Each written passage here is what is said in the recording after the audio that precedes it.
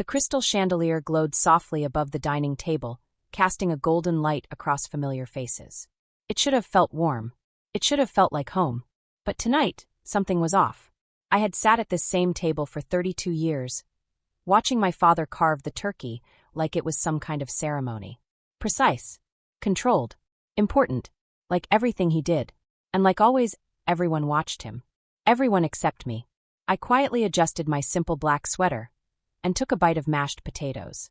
The taste was comforting, familiar, almost enough to distract me from the strange tension in the air. Almost.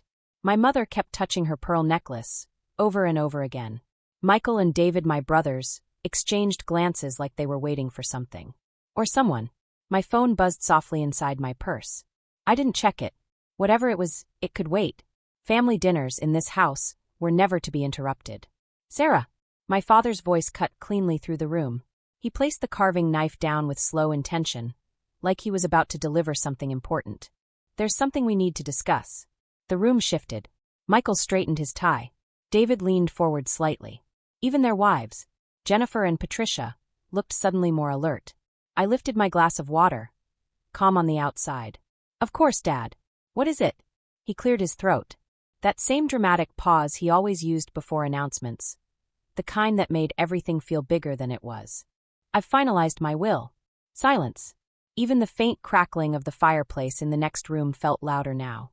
I continued eating, slowly, even though I could feel eyes drifting toward me. The business, the properties, all investments, he continued, voice steady and firm, will be divided between Michael and David. There it was. Simple. Direct. Expected. I nodded once, cutting another piece of turkey like it didn't matter. I understand. And I did. At least, I understood what they believed. My mother leaned forward, her voice soft, almost gentle. Sarah, sweetheart, it's not that we don't love you. There it was. That sentence. The one that always came before something disappointing. You've just always been different, she continued. Your little computer job, that small apartment, you never really showed interest in real business. I took a slow sip of water. Across the table, Michael adjusted his expensive tie. She's right, he added. The construction company isn't simple. It takes real experience, negotiations, leadership. David nodded quickly. And the restaurant chain, it needs someone hands-on. Managing staff, suppliers, multiple locations. It's not exactly your thing. Not your thing. I almost smiled. Instead, I reached for my wine. A 1998 Bordeaux. Expensive. Rare. And quietly mine. You're right, I said calmly. I wouldn't know where to start. That seemed to relax them. My father's shoulders dropped slightly, relieved. I'm glad you understand, he said. We've arranged a small trust for you. Enough to keep you comfortable. A pause. About 50,000. Jennifer smiled, just a little too brightly. It's really for the best, Sarah, she said. Michael and I have big plans. Expanding the business, new developments. Patricia leaned in, excited. Like those luxury condos downtown. Harborview residences. David says it's a perfect investment. For a second, I almost choked on my wine. Harborview. Of course. I kept my expression neutral. That sounds like a great opportunity. Because technically, it was. Considering I owned it. My nephew Jake suddenly looked up from his phone. Wait, isn't that the same place where? Sarah doesn't work there. Michael cut in quickly. She just does coding work for other people. I smiled slightly. That's right. Let them think that. It was easier. My phone buzzed again. Longer this time. More insistent. Emma. My assistant. Probably something urgent, a deal, a merger. Something worth millions. I ignored it. Again. Because in this house, Dad's voice always came first. He raised his glass. To family, and to the future of our business. Everyone lifted their glasses. I followed a second late. To family, I repeated quietly. David leaned back, smirking slightly. You know, Sarah, maybe now you'll finally settle down. Find a husband. A few soft chuckles. A woman your age shouldn't be living alone, working on computers all day. I cut another piece of turkey. Yeah, I said calmly. Maybe you're right. My phone buzzed again. This time sharper. More urgent. But before I could even think about checking it, Tommy's voice broke through the room. Aunt Sarah? I looked up. He was staring at his phone, completely frozen. What is it? Jennifer asked casually. But Tommy didn't answer her. He kept looking at the screen, then at me, then back again. Like something didn't make sense. Aunt Sarah, his voice dropped, almost uncertain. I just got a news alert. Something in his tone made the room shift. Slowly, uncomfortably. What kind of alert? My mother asked. Tommy swallowed. It's from Forbes. Now everyone was listening. And the way he was looking at me, that was new. They just updated their billionaire list. He paused. His eyes locked onto mine.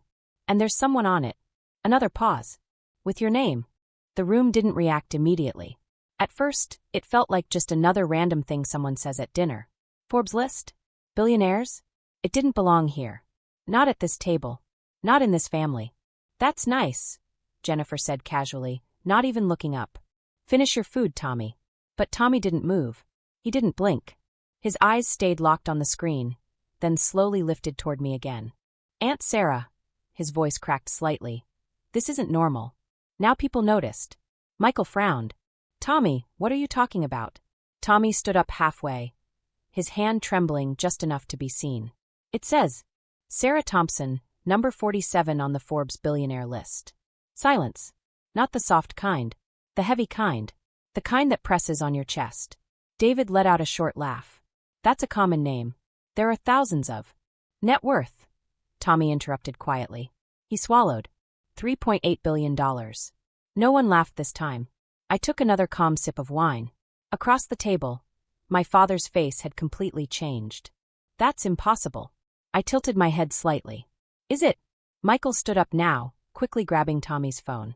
His confidence lasted about 2 seconds. Then it cracked. Jennifer leaned over his shoulder. Her smile faded. The photo, she whispered. Patricia moved closer. And then, that's her. 3 simple words. But they hit the table like a storm. Every eye turned toward me. No one spoke. No one moved. The only sound left was the faint crackling of the fire. My mother's voice finally broke through, weak and confused. Sarah, is this some kind of joke? I gently placed my fork down, picked up my napkin, wiped my hands slowly. What would you like to know? That's when everything fell apart. David snatched the phone next. Scrolling fast, too fast. It says here. His voice was rising now. Quantum dynamics. AI company, healthcare systems. He looked up at me. Founded 8 years ago. I nodded once. In my apartment.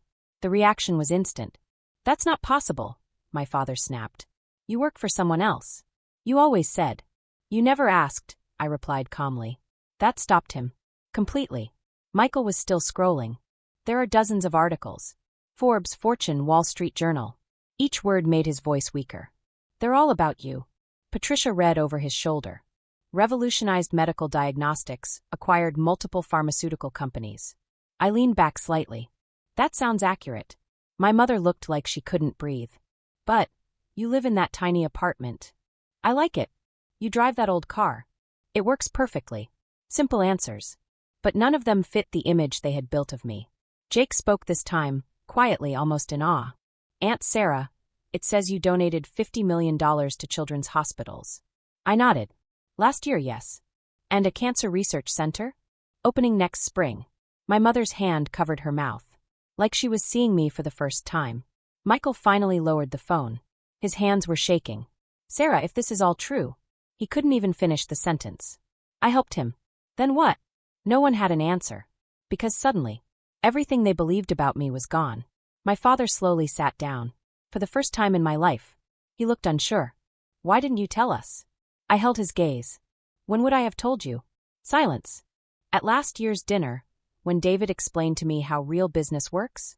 David looked down. Or at Michael's birthday, when Jennifer suggested I find a man to take care of me?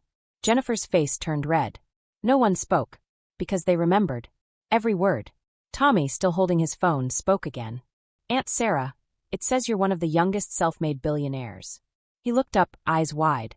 You built everything from scratch. I gave a small nod. Started with a laptop and a few $1,000s. And worked while studying? Jake asked. Coffee shop, I said. And freelance coding. The room felt smaller now. Heavier. My father picked up his own phone, scrolling quickly. Then suddenly he froze. Sarah. His voice dropped. There's an article here. He looked up slowly. Quantum Dynamics just acquired Thompson Industries. That name echoed. Around the table. Through the silence. My mother whispered it. Thompson Industries. I took a slow sip of wine. A construction and restaurant group, I said calmly. The name felt appropriate. Michael's face turned pale. You bought Dad's company? Technically, my investment firm did. David leaned forward. You've been our investor? Silent investor, I corrected. For about 6 months. My father stared at me, like the ground had disappeared beneath him. You were solving our financial problems. I was providing capital, I said simply. Everything shifted. In one moment, they went from deciding my future to realizing I had been holding theirs. Patricia's voice was barely there. But why didn't you say anything? I looked around the table. At every face. Every assumption. Every quiet judgment. Because, I said softly, you already had a story about me. No one moved. No one argued. Because they knew. It was true. The room felt different now. Not just quiet, but exposed. Like every word ever spoken at this table was still floating in the air. And no one knew where to look. My mother's eyes were filled with tears. But, Sarah, we didn't know. I know, I said gently. That was the truth. They didn't know. But they also never tried to. My father placed his phone down slowly, his hands no longer steady. The things we said tonight, he murmured. The way we spoke to you. They made sense, I finished calmly. Based on what you believed. Michael leaned forward, his voice low. But we just told you don't deserve anything. You explained your reasoning, I replied. And I agreed with it. That confused them. I could see it. David frowned. But you already own everything. Not everything, I said. Just the parts you were about to lose. No one smiled. No one even reacted. Because the weight of that sentence was too real. Jennifer finally spoke, her confidence completely gone. When we were talking about those condos. Harborview. Yes, I said. Her voice almost disappeared. Do you own that too? I developed it. Another silence. Deeper this time. Tommy, still reading, spoke again almost like he couldn't stop. It says here you're working on affordable housing, sustainable cities, multiple projects. 5, I corrected softly. The 5th got approved yesterday. My father looked at me, not as a daughter, but as someone he didn't understand anymore. Sarah, he said slowly, I owe you an apology. For what? For underestimating you. For dismissing your work. For assuming. I shook my head slightly. You made decisions with the information you had. Michael looked at me, almost desperate now. But why didn't you correct us? I paused. Not because I didn't have an answer, but because I wanted them to really hear it. Because I liked having one place where I could just be Sarah. They stayed silent. So I continued. A place where I wasn't the CEO, or the founder, or the billionaire. My voice softened. Just a daughter, a sister, an aunt. The words settled slowly. But then I added. A place where I thought people loved me for who I am. That's when it hit. Hard. Patricia looked down. David rubbed his face. My mother started crying again. That's not true, she said quickly. We love you. I held her gaze. You love the version of me that made you comfortable. No one argued. Because deep down, they knew. I never changed, I continued. I was always the same person. I looked at David. The one who helped you study. Then at Michael. The one who taught you coding. Then around the table. The one who showed up, every time, for everything. The truth was simple. And heavy. My phone buzzed again. This time. I checked it. Emma. Merger approved. Documents ready. $2.3 billion transfer completed. I typed a quick reply. Send everything to my apartment. I'll sign tonight. When I looked up, everyone was staring again. My father spoke carefully. Work. Just closing a few deals, I said calmly. Nothing urgent. Jennifer let out a small, disbelieving laugh. You talk about billions like it's nothing. I gave a slight smile. Different scale, same idea. Tommy looked up again. Aunt Sarah, in this interview, you said your biggest regret was not spending more time with family. He hesitated. But we never made time for you. I met his eyes. You made time for the version of me you preferred. That's silence again. But this time, it wasn't uncomfortable. It was honest. My father stood up, pacing slowly. How do we fix this? He asked. You don't, I said simply. He stopped. You decide. Decide what? If you want a relationship with the real me, or the version you created. No drama. No anger. Just truth. After a long pause, Jake spoke. Aunt Sarah. Yes. Can you teach me about AI? I smiled. A real one this time. I'd love to. Tommy added, a little shy. And the Cancer Research Center. Can you tell me about that? Of course. For the first time that night, something felt real. My father slowly sat back down. Sarah, would you tell us everything? I raised an eyebrow slightly. Are you sure?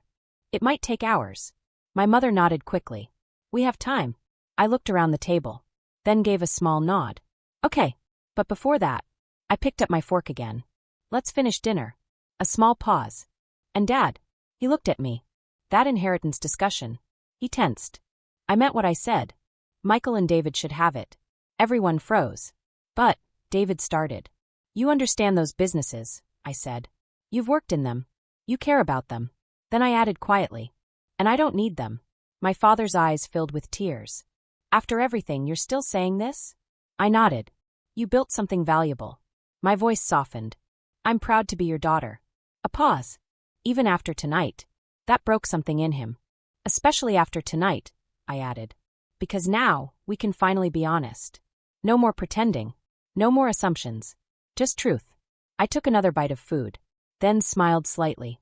So, who wants to hear how I accidentally built a billion-dollar company while trying to fix a scheduling app? A few small laughs. Careful. Uncertain. But real. And for the first time in years, they listened. Not to judge. Not to compare. But to understand. That night didn't fix everything. But it changed something important. For them. And for me. Because as I drove back to my small apartment, in my old, reliable car, I realized something. Tomorrow, I would go back to running companies, closing deals, changing industries. But tonight, I finally had something I never truly had before. A family that knew who I really was. And maybe, just maybe, was ready to love me for it.